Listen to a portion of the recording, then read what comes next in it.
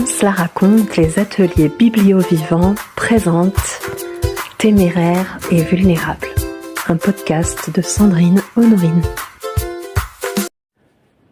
Bonjour à toi, cher auditeur et chère auditrice du podcast Téméraire et vulnérable. Bienvenue dans ce 7e épisode intitulé Dépasser ses frustrations.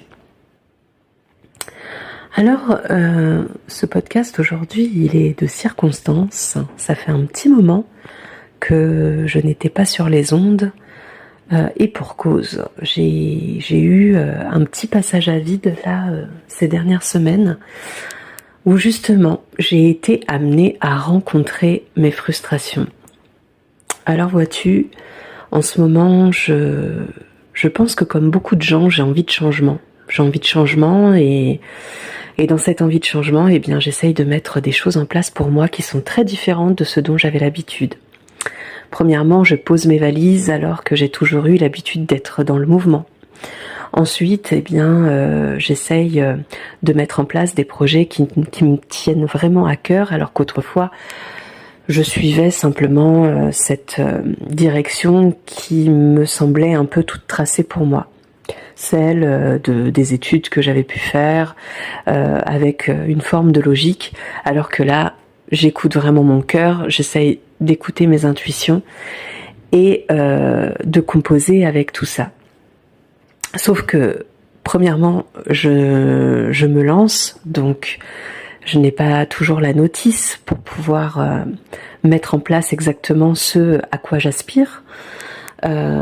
Et ensuite, eh bien, il y a aussi une question de temps, un peu comme une graine que l'on va planter et qui va prendre le temps de germer avant de pouvoir pousser. Et puis après avoir poussé, elle va aussi continuer sa croissance pour pouvoir devenir une plante, puis peut-être un arbre, puis peut-être plus tard donner des fruits. En tout cas, le processus est quand même un processus qui est assez lent. Et ces dernières semaines, j'étais dans cette frustration que les choses n'aillent pas assez vite pour moi, dans une forme de colère aussi, que tout ne se passe pas ici, maintenant, et à la vitesse à laquelle j'aurais besoin que les choses se fassent. Et